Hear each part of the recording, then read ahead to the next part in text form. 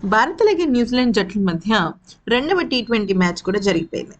అయితే ఇక మూడవ టీ20 మ్యాచ్ భారత్ గెలిస్తే ఈ సిరీస్ గెలిచినట్టే.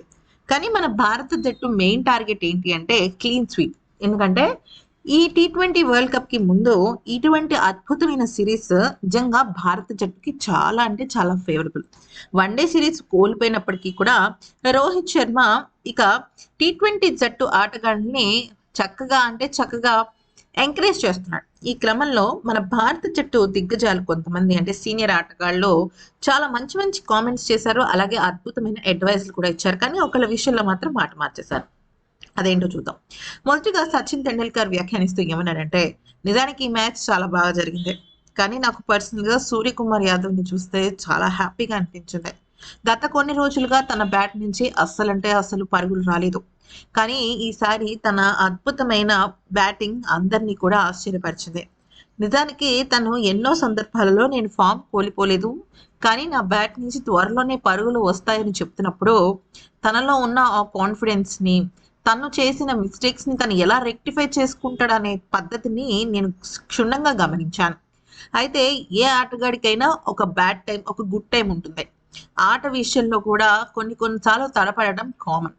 కానీ ఒక కెప్టెన్ అయి ఉండి తన గురించి తను చూసుకుంటూ కూడా జట్టు గురించి కూడా ఎక్కడా కూడా తను అటు ఇటు అవ్వకుండా వాళ్ళ తప్పుల్ని సరిదిద్దుకుంటూ చక్కగా ముందుకు తీసుకువెళ్ళటం ఈ టీ20 రెండవ మ్యాచ్లో నేను గమనించిన అద్భుతం. అయితే భారత జట్టు ఇంకా పుంజుకోవాలి. నిజం చెప్పాలి అంటే న్యూజిలాండ్ జట్టే కాదు, టీ20 వరల్డ్ కప్లో రకరకాల ఆటకు సంబంధించిన జట్లు చాలా మెరుగుపడ్డాయి. దానికి ఉదాహరణే సౌత్ ఆఫ్రికా. దీన్ని దృష్టిలో పెట్టుకునే ముందడుగు వేయాలంటూ చెప్పుకొచ్చాడు. ఇక దినేష్ కార్తిక్ వ్యాఖ్యానిస్తూ ఏమన్నాడంటే, ఇషాన్ కిషన్ ఒక అద్భుతం. తను నిజంగా ఒక మోటివేషన్కి తగ్గట్టుగా మారే ఒక ఆటగాడు. ఇక నాకైతే సూర్యకుమార్ యాదవ్ తనకిచ్చిన మోటివేషన్ చాలా స్పష్టంగా అర్థమైంది. ఇషాన్ కిషన్ది చాలా చిన్న పిల్లల మెంటాలిటీ, ఉద్వేగపూరితమైన ఆటను ఆడతాడు. మరోవైపు సూర్య చాలా కామ్ అండ్ కంపోజ్డ్ గేమ్ ఆడతాడు. వీళ్ళిద్దరి కాంబినేషన్ నిజంగా అద్భుతం అనిపించింది. ఎవరు ఎవరికి బ్లెండ్ అయిపోయారనే విషయం అభిమానులు కనిపెట్టేలోపు భారత జట్టు మ్యాచ్ని గెలిచేసింది. ఇది నిజంగా చాలా శుభ పరిణామం. ఎందుకనంటే ఒక ఆటగాడు బాగా దూకుడుగా ఆడుతున్నప్పుడు అవతల ఇంకొక ఆటగాడు చాలా కామ్గా కంపోస్ట్గా ఆడుతుంటే అటు ప్రత్యర్థి జట్టుకే కాదు, చూస్తున్న అభిమానులకు కూడా చాలా హ్యాపీగా అనిపిస్తే అక్కడ ప్రత్యర్థి జట్టుకి టెన్షన్ మొదలవుతుంది అంటూ చెప్పుకొచ్చాడనమాట. అయితే వీళ్ళిద్దరికి తోడు శివం దుబే కూడా చాలా బాగా రాణించాడని, ఇక శివం దుబే ఎప్పుడు కూడా నిరాశపరిచిన సందర్భాలు చాలా తక్కువ ఉన్నాయని పొగిడాడు. ఇక తర్వాత దినేష్ కార్తిక్ మరొక విషయం అయితే చెప్పాడు. ఫీల్డింగ్ తప్పిదాలు రెండవ టీ20లో కనిపించలేదు, కానీ ఫీల్డింగ్ ఇంకాస్త మెరుగుపడాల్సిన అవసరం ఎంతైనా ఉంది.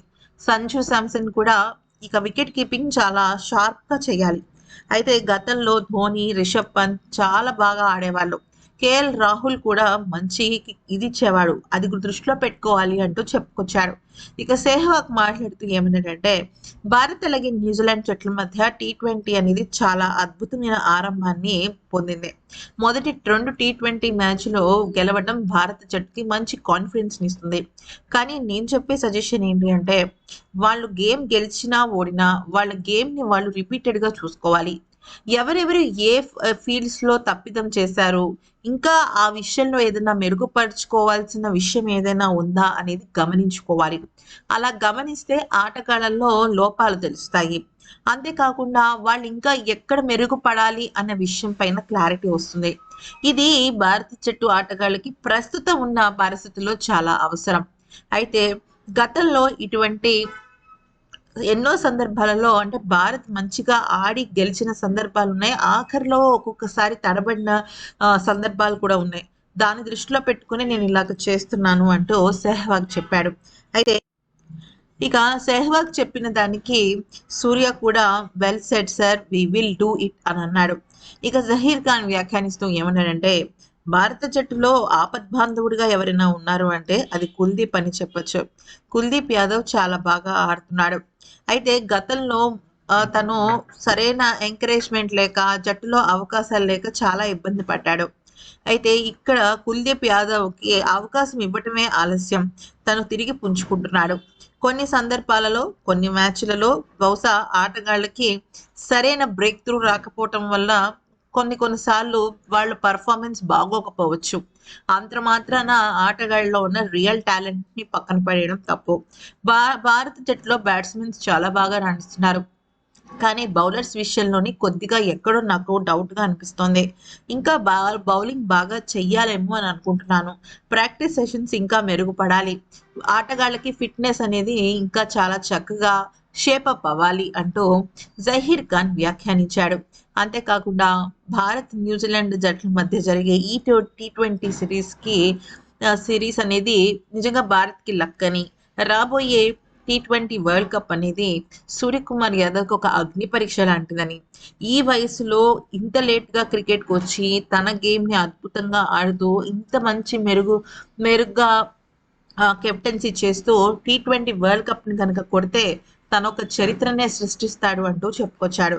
అయితే చాలామంది భారత జట్టు అంటే ఇష్టం లేని వాళ్ళు ఏమంటున్నారంటే, భారత జట్టు ఓపెనర్లు అభిషేక్ శర్మ, సంజు శాంసన్ ఇద్దరు విఫలమయ్యారని.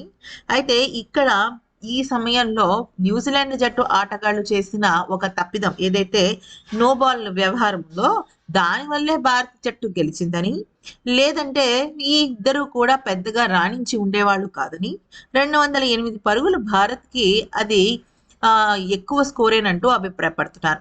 కానీ ఇక్కడ క్లారిటీ ఏంటంటే, ఇషాన్ కిషన్‌కి అది మంచి బ్రేక్ త్రూ వచ్చిందేమో కానీ, సూర్య చాలా కామ్ అండ్ కంపోజ్డ్‌గా ఆడుతూనే ఉన్నాడు. బాల్‌ని కరెక్ట్ టైంలో బ్యాట్‌కి కనెక్ట్ చేయడమే కాకుండా, ఎక్కడ అనవసరపు షాట్స్ ఆడటం కానీ, లేని పరుగు కోసం ప్రయత్నించడం కానీ, రన్ ఔట్ అవ్వడం కానీ ఇలాంటివి ఏమీ తను మంచిగా స్కోర్ చేసే వరకు కూడా అటువంటివి ఏమీ చేయలేదు. అందుకనే మ్యాచ్ పూర్తయిన తర్వాత స్టాంటనర్ కూడా అంటే మిచెల్ స్టాంటనర్ కూడా అదే మాట అన్నాడు. భారత జట్టు ఆటగాళ్ళు చాలా మెరుగుపడ్డారని.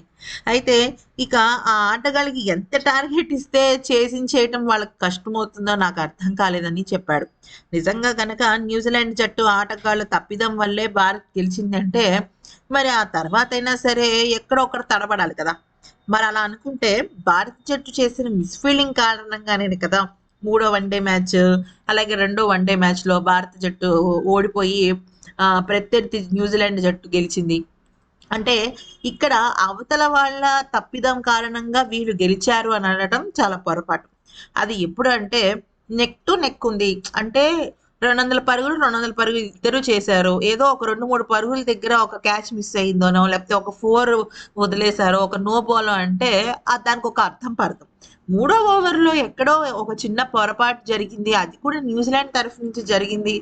దాన్ని అనువుగా తీసుకొని మన భారత జట్టు చెలరేగిందని అనుకోవాలే గానీ, అక్కడ న్యూజిలాండ్ ఆటగాళ్ళ వైఫల్యం అంటే అది కరెక్ట్ కాదేమో అని కొంతమంది మళ్ళీ తిరిగి కౌంటర్‌లిస్తున్నారు. అయితే ఈ వీడియో గనుక నచ్చినట్టయితే లైక్ చేసి సబ్స్క్రైబ్ చేసుకోండి ఫ్రెండ్స్. మీకు గనక షార్ట్స్ కావాలనుకుంటే కింద కామెంట్ సెక్షన్‌లో షార్ట్స్ అని పెట్టండి. Thanks for watching.